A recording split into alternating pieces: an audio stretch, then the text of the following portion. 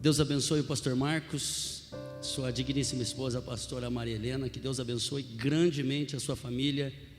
É uma pessoa que a gente realmente aprendeu a admirar pela humildade, apesar da pessoa que o Senhor é. Eu louvo a Deus pela sua vida, os meus amigos, companheiros de ministério. Pastor Josias, que Deus abençoe sua vida. Graças a Deus deu tempo de você chegar para cultuar a Deus. Presbítero Adão, cada um dos irmãos. Presbítero Wagner também, que está ali, chegou aqui agora com a sua esposa, a irmã Priscila, Levita Fabrício, enfim, todos os irmãos. O Felipe também, que Deus possa abençoá-lo grandemente. E louvado seja Deus por Deus ter abençoado e poupado a sua vida. Isso tem um propósito, sem dúvidas. Irmãos, você que encontrou o texto, acredito também que está ali, Lucas capítulo 3, versículo de número 15. A Bíblia é Thompson, então tem uma diferencinha, mas está tudo certo. O texto diz assim: estando o povo na expectativa e pensando todos em seus corações se porventura João seria o Cristo, respondeu João a todos: eu na verdade vos batizo com água, vem porém aquele que é mais poderoso do que eu, de quem não sou digno de desamarrar a correia das sandálias. Ele vos batizará com o Espírito Santo e com fogo. Ele tem a pá na mão para limpar a sua eira e a juntar o trigo no seu celeiro, mas queimará a palha com fogo que nunca se apaga. E assim, exortando-os, muitas outras coisas anunciava ao povo. Sendo porém o tetrarca Herodes repreendido por ele por causa de Herodias, mulher de seu irmão Filipe, e por todas as maldades que Herodes tinha feito, acrescentou a todas as outras ainda esta: a de lançar João na prisão. Diga: a de lançar João na prisão. Tome seu assento, louvando a Deus, enaltecendo seu nome, se possível glorificando, e se quiser aplaudindo a Deus, porque Ele está nesse lugar. Então faça isso com muita alegria.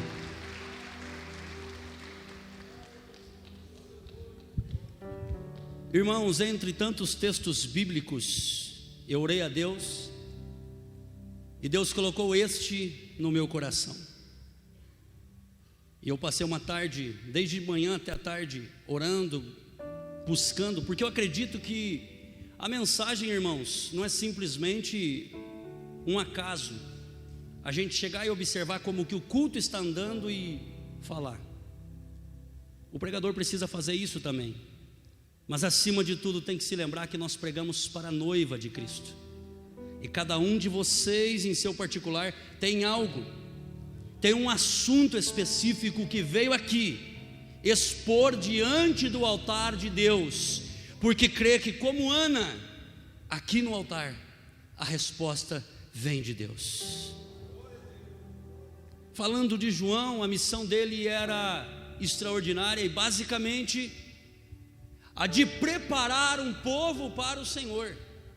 Quando nós olhamos no capítulo de número 1, versículo 17, Lucas, ele deixa aqui registrado a seguinte coisa: irá diante dele o Espírito e o poder de Elias, para fazer voltar o coração, ou seja, um dia já esteve, mas precisa relembrar as pessoas de que Cristo é o Senhor. Isso é um culto, igreja.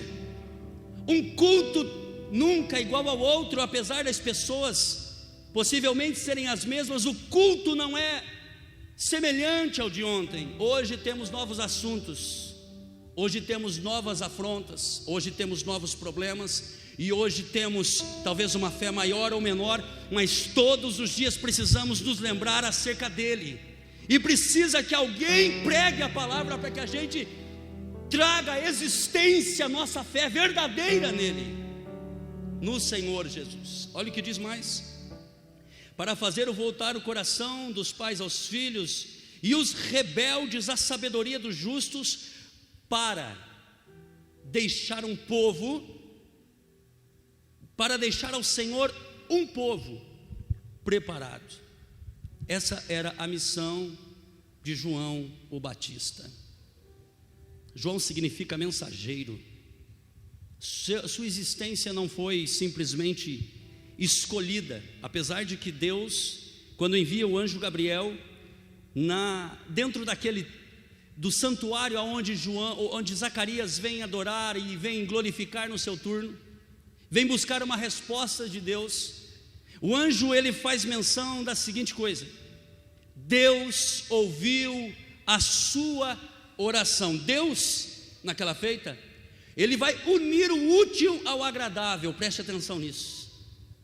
Irmãos, as nossas orações, os nossos desejos, aquilo que nós buscamos não pode ser de maneira nenhuma simplesmente apenas para nós. Deus nunca vai nos abençoar para a gente viver num mundinho fechado, onde a gente não compartilhe nossa vida com ninguém, aonde a gente não seja de fato um abençoador de vidas. Pelo contrário, todas as vezes que Deus responde orações, Deus, através da resposta que Ele dá para você, isso é multiplicado para as vidas que estão ao seu redor e talvez até as mais distantes, mas nunca será para você viver dentro daquele acomodismo, no seu quarto fechado apenas. Deus quer trazer à existência e tornar conhecida a resposta dEle para a tua vida. Eu não sei o que você precisa, mas eu creio que hoje Deus pode fazer conhecida essa resposta que você tanto quer.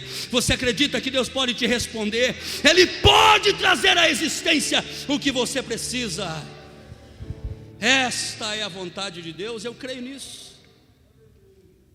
João, alguns chamam de profeta dos essênios, outros profeta do deserto. Tanto faz, ele prega na beira do Rio Jordão. E ao longo do Rio Jordão ele faz divisas com fronteiras com algumas nações, os assírios, os filisteus, com a Jordânia, com Israel. E ele começa no Monte Hermon, aonde significa monte sagrado ou montanha sagrada. E ele vem descendo cerca de 1000 metros de latitude, e ele vem descendo para desaguar no Mar Morto. O detalhe é que João escolhe o Rio Jordão não simplesmente porque era um rio que era a principal fonte de água de Israel. Pelo contrário, a mensagem de João não era para um povo apenas. Ele estava preparando o território para Jesus chegar. E Jesus não é um Deus de um homem, Jesus não é um Deus de um povo, Jesus não é um Deus do judeu, Jesus não é o Deus de ourinhos, Jesus é o Deus de todas as nações. E então precisava que o seu precursor preparasse esta ideia na mente do povo, para que as pessoas entendessem que a vontade do Senhor é alcançar todas as pessoas. Irmãos, eu sou um pastor evangelista, um pregador que às vezes me esforço para trazer apenas uma palavra de vitória, mas não consigo. Eu sou um evangelista que preciso preparar pessoas, pastor, nas minhas mensagens, para entender que a nossa existência não pode ser apenas isso, irmãos. Se você existir apenas para estar sentado aí, irmão, como diz em 1 Coríntios 15:19, então a nossa existência, nós somos os mais pobres de todos os homens. Nós precisamos entender que Cristo, Ele vive e Ele é para as nações. Nós precisamos entender que nós temos uma missão, e nós precisamos descobrir qual é a missão. Precisamos entender qual é a missão que Deus nos deu. Você sabe qual é a missão que Deus te deu? Quem tem uma promessa de Deus, eu costumo fazer essa pergunta, mas se lembre dessa promessa. O que foi que Deus te prometeu? Deus nunca promete simplesmente que você vai ter uma casa e simplesmente isso. Deus promete mais que isso.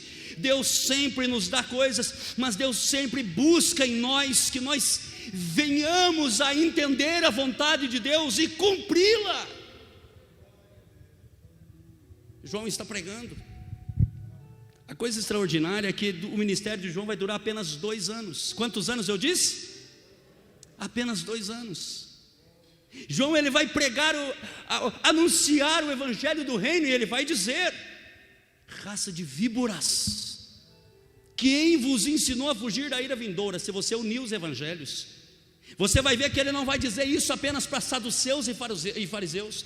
Essa era era o bordão de João. O bordão de João era isso. Quando ele abria o seu sermão, ele já iniciava dizendo raça de víboras. Isso era para todos, pastor. Era uma mensagem pesada, era uma mensagem complicada, mas era a mensagem daquele homem. Era a mensagem de um homem apaixonado, um homem que entendeu a visão e começa a pregar. Então as pessoas vêm se convertendo, os grupos das pessoas que seguem João. É engraçado, mas é extraordinário. As pessoas que vêm até João são os soldados romanos. Isso é inacreditável, porque João era um judeu vestido de pele de camelos, se alimentando de gafanhotos e mel silvestres. Sua mensagem complicada, seu cinto sobre a cintura representava um jugo. Olhar para João não era uma coisa fácil. Os sacerdotes corruptos da época, quando olhavam para João, olhavam a veste que ele estava usando e falavam em seus corações: este homem, desculpe a expressão, está nos desaforando. Ele está passando por nós e esfregando na nossa cara a nossa humilhação, porque o camelo é considerado na Bíblia, no Velho Testamento, como um animal imundo. Então João estava dizendo para os corruptos da época: vocês estão imundos, mas dá tempo de branquear as suas vestes, de lavar as suas vestes, de se arrepender dos seus pecados, dos seus maus caminhos e voltar para a maravilhosa luz que é Jesus. Olhar, ele não precisava abrir sua boca, olhar para ele era complicado. Um profeta tem uma aparência diferente. Um profeta não prega apenas com aquilo que diz, mas com aquilo que vem. Será que se nos olharmos para dentro de nós, será que se a gente parar no espelho hoje e fizer uma pergunta para nós mesmos, estamos sendo o que para as pessoas? Exemplo? Será que as pessoas olham para nós e estão nos observando e vendo o que viam em João o Batista? Será que nós despertamos? Porque, irmãos, o Evangelho desperta dois sentimentos nas pessoas, pelo menos. O primeiro, paixão. Isso é para os convertidos. Mas o segundo, que talvez venha primeiro, ele desperta incômodo, porque o Evangelho não é passamão. O Evangelho não é uma coisa tão simples assim. O Evangelho é nos tirar desse mundinho que nós achamos que é só isso, e nos lembrar que existe uma vida eterna, que existe um novo e vivo caminho que nos aguarda. É nos lembrar que existem mansões celestiais, um reino que se chama Reino de Deus, e já chegou a nós, e estamos aqui hoje porque acreditamos que o Reino de Deus chegou a nós, e Ele pode alcançar a tua casa, a tua família, Ele pode mudar o teu destino, aleluia.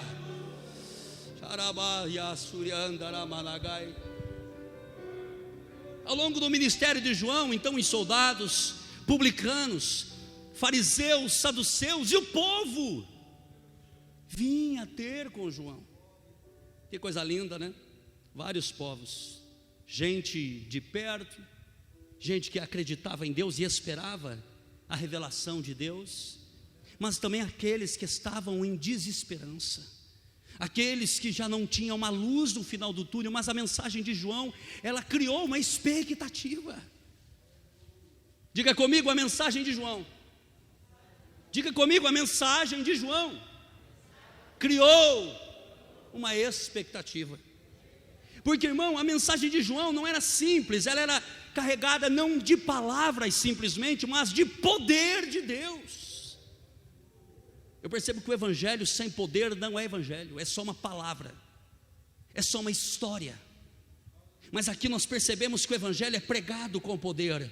O primeiro homem não podia iniciar, ele é o primeiro pregador, ele não podia iniciar o ministério sem poder. Por isso a Maria, quando vai na casa de Isabel, o menino no ventre de Isabel, ele reage, ele se remexe, porque no outro ventre estava quem é criador da vida e da morte, estava do outro lado aquele de quem os profetas tinham profetizado ao longo da Bíblia, aquele que abriu abriu o mar para Moisés passar, parou o sol para Josué vencer a batalha, aquele que mandou o sinal no velo de lã de Gideão, aquele que foi com Davi dizendo: eu vou te dar, aleluia, um reino, e o do seu filho construirá para mim o meu templo. Sim, estava no ventre de Maria, aquele que tem todo o poder, e ele está aqui essa noite, procurando alguém para que ele possa encher, procurando alguém para que ele possa tomar essa noite e derramar poder, autoridade. Se você quer poder de Deus essa noite, levante a sua mão e diga: Senhor Jesus, enche-me do seu poder. Este é o João. Este é o João. Só que, irmãos, quando pensaram ser ele o Cristo, ele lança a mensagem mais extraordinária que ele pregou até então. Ele não diz simplesmente para alguém, quando perguntam: tu é o Cristo? Ele não aponta para ninguém dizendo: não, eu não sou. O Espírito Santo, o pastor Marcos, dá para ele um entendimento de uma palavra, e ele diz: eu. Vocês querem saber se eu sou o Cristo?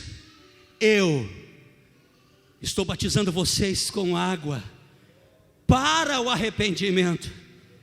Isso aqui é a igreja desse século. Essa é a igreja aqui, Assembleia de Deus Madureira de Ourinhos. Este é o povo de Deus que recebeu o que ele disse. Ele disse: mas aquele que vem após mim, que eu não sou digno de desamarrar nem a correia das suas sandálias, ele vos batizará com Espírito Santo e com fogo.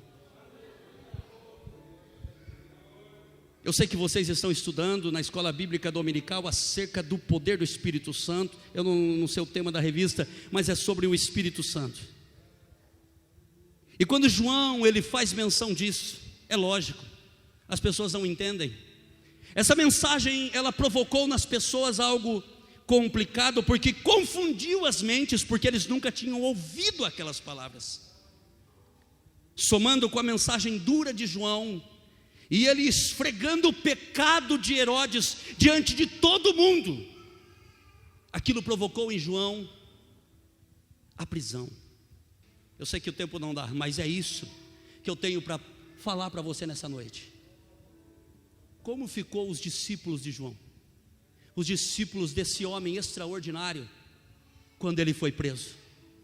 Como ficaram aquelas pessoas naquela quinta-feira da vitória, quando foram para o culto e arrancaram o seu pastor daquele lugar?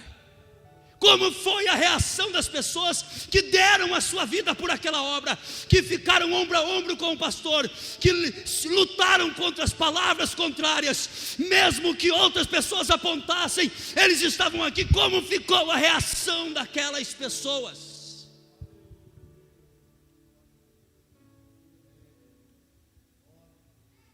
Decepcionados. Mas João tinha dito acerca de alguém. Diga assim: aquele. Diga isso, aquele. Diga aquele. Mais alto, vamos chamar, invocar o nome mais santo do universo. Diga aquele que é mais Xarabanagai, mais poderoso. Diga isso. Diga: mais poderoso do que a morte. Diga isso. Diga: mais poderoso do que a Covid. Diga isso. Diga: mais poderoso que o câncer. Diga isso. Mais poderoso que a AIDS. Mais poderoso que o império das trevas. Está aqui.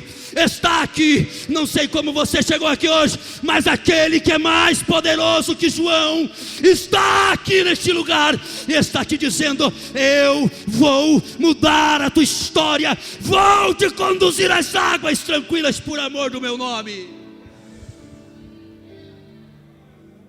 Aleluia. Meu Deus. Araias Uriandaias Uriarabaia. Adore o Senhor por um momento. Deixa o Espírito Santo incendiar o seu coração, como aqueles dois discípulos do caminho de Emaús, que diziam em seu coração: não ardia em nós o coração enquanto ele falava aquelas palavras. Que palavras eram? Jesus pregava para eles sobre ele mesmo, acerca de tudo que os profetas estavam dizendo. Enquanto eu prego, deixa o teu coração incendiar, deixa o teu coração ferver, deixa a presença de Deus te encher.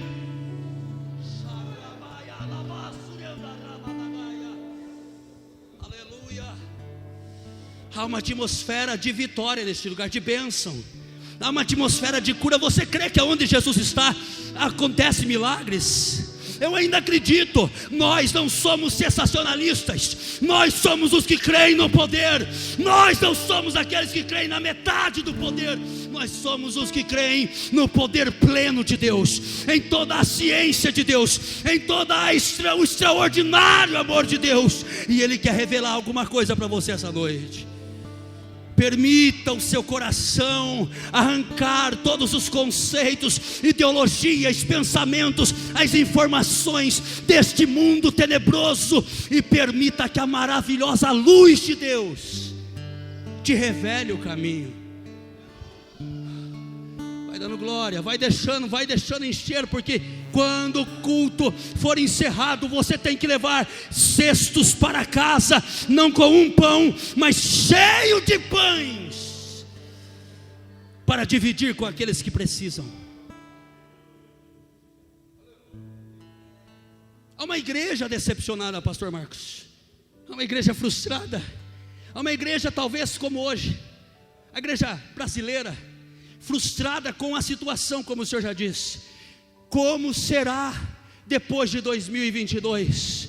O importante é que os nossos joelhos não se dobram diante de homens. Como disse o apóstolo São Pedro, muito melhor coisa me é obedecer a Deus do que os homens. Nós somos entregues todos os dias diante de leões e ursos, somos entregues a tudo que há nesse mundo. Uma coisa é certa, estamos revestidos de... levante a sua mão, quem está revestido receba isso, diga: estamos revestidos de poder.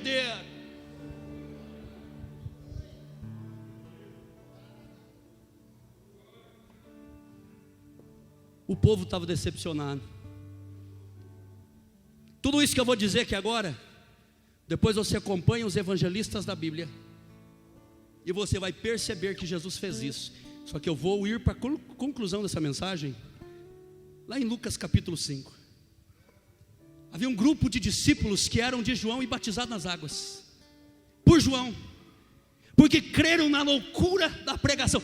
Raça de víboras, olha que é isso, igreja, você tem ideia disso? Não é o que é dito, é o poder que carrega a palavra. Não é o que sai da minha boca, mas é o poder que transmite a palavra para você. Está recebendo a palavra aí com poder? Quem está recebendo a palavra com poder aí? Então vai deixando, traga a existência, enquanto eu vou concluindo aqui, traga a existência todas as situações contrárias, dores, doenças, independente da sua origem, traga a existência este caos, porque o Deus da Bíblia é especialista em botar ordem ao caos. Ele vem sobre a terra e Ele diz: haja luz sobre aonde tem desordem, e Ele coloca tudo em ordem. Aqueles discípulos estavam na beira do mar. Põe na sua mente agora como foi a vida daqueles discípulos. Eles estão pescando, são pescadores, e eles vão para o mar. Eles viram tudo que João fez, estão frustrados, decepcionados. É uma igreja temerosa, porque deixaram tudo para seguir aquela doutrina, mas parece que a doutrina não tem funcionalidade. Parece que a doutrina é pregada, e lançada palavras, e alguém canta, e outro canta, e um testemunha, e o outro canta o hino da harpa, e alguém da abertura, e alguém da encerramento, e tudo de novo. Parece que está sendo repetitivo o negócio, mas no mundo espiritual está rodando uma atmosfera. Os demônios estão estremecendo no inferno de medo, porque alguém na igreja, eu vou dizer para você, não precisa necessariamente ser nós, os ministros, mas qualquer um dos crentes que aqui estão, que disser o nome mais lindo do universo, Jesus, faz os demônios estremecerem. Isto é o que acontece, mas a igreja está decepcionada. Talvez eu estou pregando para alguém decepcionado aqui, frustrado, para alguém que escutou uma má palavra, para alguém que escutou alguém falar mal dessa obra, para alguém que escutou alguém falar mal de algum pastor, de algum crente, para alguém que viu a queda de alguém. Meu irmão, e daí? Todas as coisas passarão, mas as palavras do Senhor não hão de passar. Só que aqueles discípulos estão assim, à beira-mar. Mal sabia eles que estava vindo aquele de quem João tinha dito: Jesus está vindo aí. Jesus está vindo aí, igreja, vai sentindo. Jesus estava, você não tinha ideia de que esse culto seria assim. E Jesus estava chegando. E quanto mais perto Jesus chegava, parece que o mar no mundo espiritual entendeu: vou ter que impedir os peixes, porque se eles pescarem não poderão crer, então vou impedir eles de pescar. Oh meu Deus do céu! Existem mares da vida, situações que nos impedem de pescar. Você sabia que talvez a situação que você está enfrentando de forma espiritual seja uma resposta divina e não maligna? Talvez o enfrentamento que você está enfrentando, uma porta que está fechada, um milagre que ainda não aconteceu, talvez isso esteja sucedendo. Por quê? No mundo espiritual existe um reino, e no mundo espiritual, diferente desse reino passageiro da terra, desse pequeno mundo no meio de toda a existência de Deus, diferente daqui, o reino de Deus, o reino espiritual responde a Deus. Você sabia que Hebreus 11:2 está dizendo que Deus criou os mundos, e nós cremos pela fé que Deus os chama pelo seu nome? Você sabia disso? Deus conhece os mundos. O homem pode ter posto o nome de Marte, mas o nome de Marte pode ser outro, porque no mundo espiritual, ou no mundo físico além da terra, tudo responde à ordem natural do Criador, sem tirar e sem pôr, inclusive o mar que está sobre essa terra. Então eu acredito que o mar entendeu, está vindo aí. A terra começou a conversar com o mar. Eu estou conjecturando, porque no mundo espiritual Deus fala e tudo ouve, e tudo obedece. E então Jesus está vindo, os pés do Salvador do mundo. João está na prisão, a igreja decepcionada na sua vida comum, nos seus afazeres. Talvez a pesca seja você costurando, você cozinhando, você abrindo uma empresa, você fazendo qualquer coisa que você faça. Talvez seja você como aqueles discípulos. E então Jesus vem chegando. Os discípulos, irmã, vêm do mar, entristecidos pela manhã. São dois os barcos que entram nessa história: o barco de Pedro e André. Eles estão recolhendo e lavando as redes. Tem um mistério tremendo nisso aqui que eu quero dividir com você. No outro barco existem dois discípulos e o seu pai, Tiago e João e Zebedeu. Recolheram as redes, mas não lavaram, estão costurando. Mas todos com esse sentimento: nosso pastor está preso. Quem vai pregar para nós agora? Há quem disputa pregar, irmão. Há quem acha que isso aqui é só chegar e fazer. Não é verdade, pastor? Há quem acha que uma consagração é simplesmente chegar e falar: eu quero ser pastor, eu quero ser evangelista. Há quem briga por cargo, há quem sai da igreja porque não foi ordenado, porque acha que é uma posição que garante sucesso e vitória. Mas não é, é o dom de Deus que habita em nós, seguido do tempo de Deus. Jesus chega, para diante do barco de Pedro. É um grupo de pessoas que estão com Jesus, e Jesus já está vindo arrebatando os discípulos, porque a Bíblia diz: nenhum dos que são meus se perderão. Você é dele ou não? Você é de quem? Você é de Deus ou do diabo? Se é de Deus, dê um glória a Deus que eu quero ouvir. Então, se você é de Deus, você pertence à propriedade particular.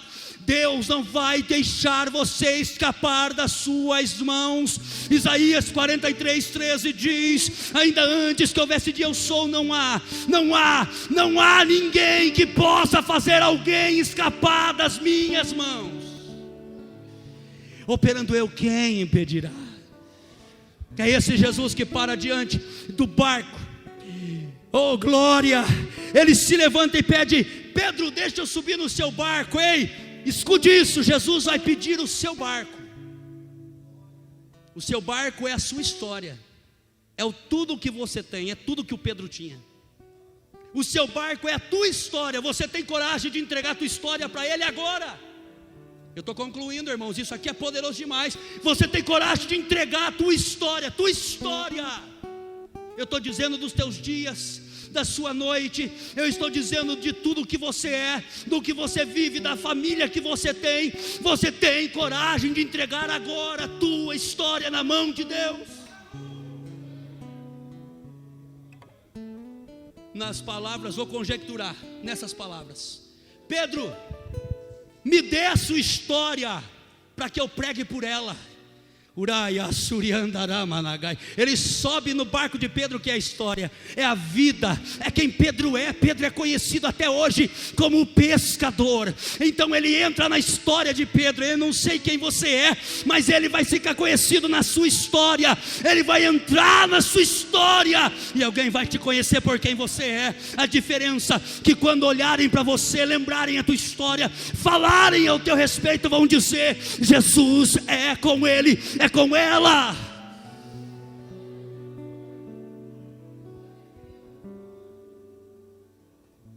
Jesus prega, mas eles precisavam de algo mais forte. O mar que reteve os peixes. Jesus está na história de Pedro e diz: vamos comigo, Pedro. Vamos sair de perto dessa confusão toda aí, Pedro. Tem muita gente entristecida ao teu redor. Se você ficar só com quem é triste, só com quem vive se lamentando, só com quem vive diante da prova, e eu não aguento isso, porque eu estou nessa situação, porque eu vou morrer nessa situação, eu acho que eu nasci para isso, eu sou um derrotado, porque ninguém me vê, porque eu sou mais feio, porque a igreja não me dá valor. Se você ficar com essas pessoas, não desvalorize elas, ore por elas, mas Jesus te convida a sair um pouquinho, entrar com Ele diante do mar, ir mais profundo um pouquinho, porque lá no meio do mar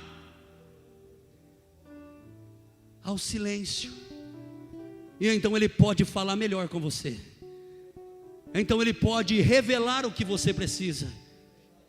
E Pedro vai entender com isso aqui.